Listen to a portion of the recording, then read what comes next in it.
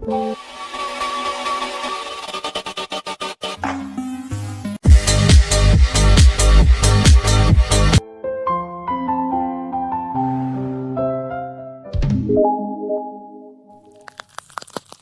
Sobat Rekap, balik lagi sama Ray di sini. Selamat datang bagi pengunjung baru. Bagaimana kabar Sobat Rekap semua? Semoga sehat dan tetap semangat di segala kondisi. Pada kesempatan kali ini kita akan bahas kasus penculikan seorang direktur perusahaan. Namun pada kasus ini terdapat kamuflase yang seharusnya tidak membutuhkan polisi apalagi detektif. Sebelum kita masuk ke alur ceritanya, support kami dengan cara subscribe channel ini yang pastinya gratis. Hanya perlu tekan tombol merahnya saja. Like juga bila suka video ini dan tinggalkan jejak kalian di kolom komentar supaya channel ini semakin berkembang. Share juga ke teman-teman Sobat Rekap semua ya. Jangan lupa nyalakan bel notifikasinya agar tidak ketinggalan updatean video dari channel ini. Oke, kalau sudah semua, siapkan kopi, cemilan buat diri kalian sesantai mungkin karena cerita ini hiburan bermakna. Kita langsung aja ke TKP.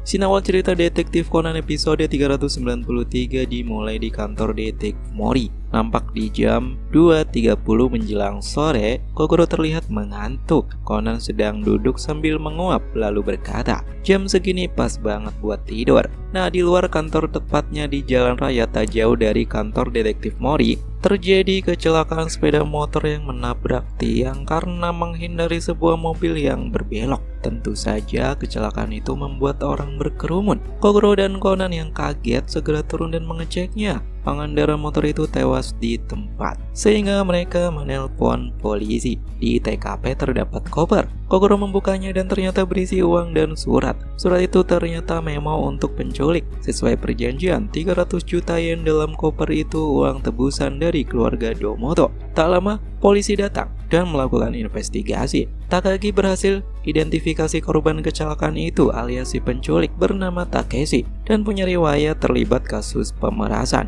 Dugaan sementara si pelaku berusaha mengambil uang tebusan di suatu tempat dan beranjak pulang. Naasnya mengalami kecelakaan dan tewas di lokasi. Ternyata ada memo lain yang memberitahukan bahwa korban yang diculik punya penyakit ginjal. Pihak keluarga meminta supaya memberikan obat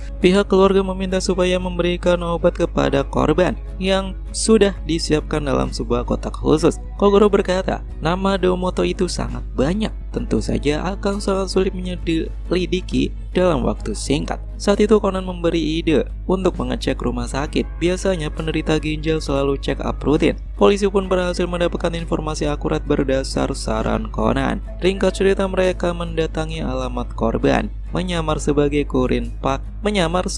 kurir paket barang. Awalnya penghuni rumah tidak mau membuka pintu karena yakin tidak pernah memesan paket apapun dan menyatakan mungkin salah alamat. Setelah beberapa kali dibujuk supaya melihat terlebih dulu barangnya, penghuni rumah keluar. Di saat Megure menunjukkan memo pengiriman, di baliknya ada tanda polisi. Mereka dipersilahkan masuk, termasuk Kogoro dan Conan yang ikut serta berakting sebagai kerabat mengirim barang tersebut. Polisi berhasil mengetahui nama korban penculikan adalah Zaburo, pasien rumah sakit Bega. Yang mereka temui adalah Akina dan Mitsuko.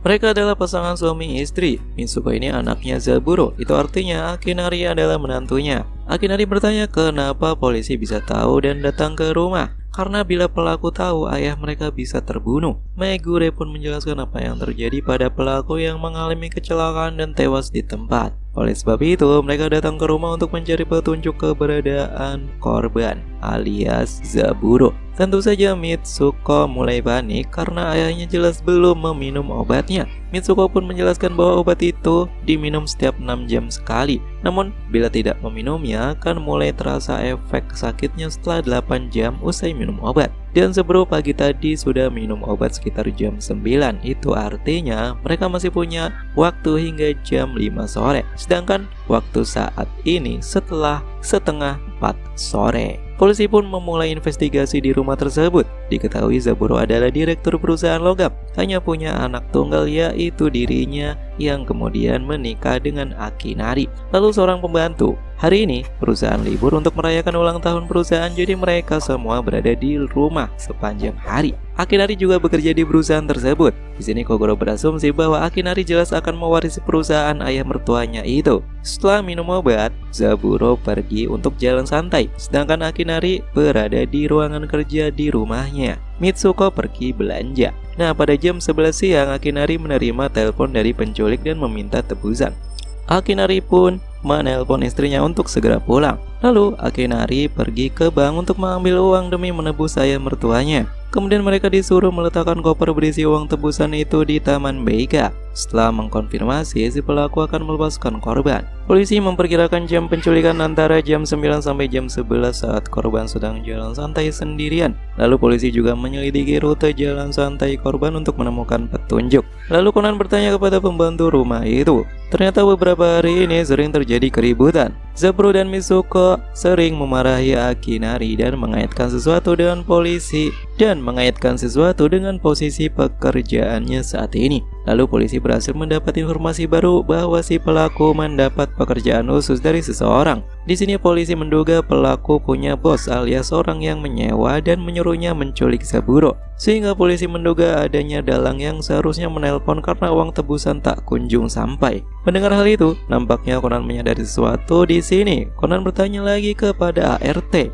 dan ternyata tadi pagi Akinari sempat berpesan untuk tidak usah mengantarkan minum ke ruang kerjanya, beralasan mau fokus. Dari sini Conan mengecek ruang kerja Akinari dan menemukan bekas oli di jendela dan jejak kaki di luar jendela. Kemudian Conan melihat map. Dia memperkirakan kemana si penculik pergi menelusuri jalur. Dan ternyata di jalur itu ada sebuah pabrik logam Domoto yang lama. Menurut Mitsuko, itu memang gudang lama milik perusahaan ayahnya. Tentu saja setelah pindah ke lokasi baru, gudang itu kosong dan sepi, alias tidak ada orang. Polisi pun menduga ada kemungkinan Zaburo disekap di sana. Mereka pun segera bergegas ke lokasi. Dan nyatanya benar, Zaburo ditemukan di salah satu gudang, telah terikat tali. Mitsuko langsung memberikan obat suntik. Polisi membawa korban yang ditemani Mitsuko ke rumah sakit. Sedangkan Akinari ditahan oleh Kogoro yang sudah dalam mood Kogoro tidur. Disinilah Conan berdeduksi seperti biasa, mengungkap kasus penculikan tersebut. Orang yang menjadi dalang penculikan ini adalah Akinari.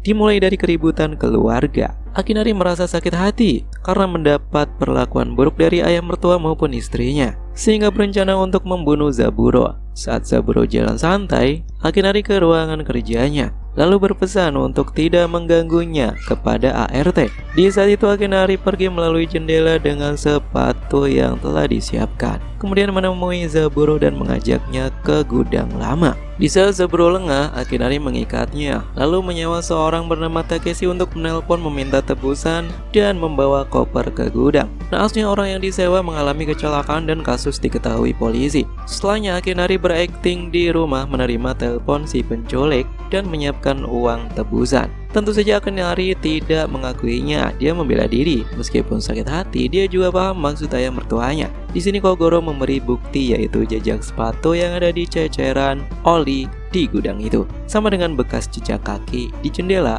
meskipun sudah dihilangkan. Di bagian luar jendela masih ada jejak sepatu saat Akinari melompat keluar. Dan apabila polisi mengecek sepatu Akinari, pasti masih ada bekas oli. Hanya perlu mencocokkannya saja. Karena jelas Akinari sepanjang waktu menyatakan di rumah saja dari mana dia mendapat bekas oli itu. Pada akhirnya Akinari mengakuinya. Tujuannya hanyalah ingin membuat istrinya kagum atas jerih payahnya menyelamatkan ayah mertua. Dan dengan uang di koper itu, Akinari bisa memberikannya untuk Mitsuko. Di saat itu Mitsuko menelpon dan berkata bahwa ayahnya sudah siuman. Dia akan cerita bagaimana Akinari menyelamatkannya, dan di sini terungkap Zaburo dan Mitsuko beberapa hari ini sengaja berakting keributan terhadap Akinari agar Akinari bisa tumbuh jadi penerus perusahaan yang lebih baik. Setelah telepon ditutup, Akinari dibawa polisi dan kasus pun ditutup.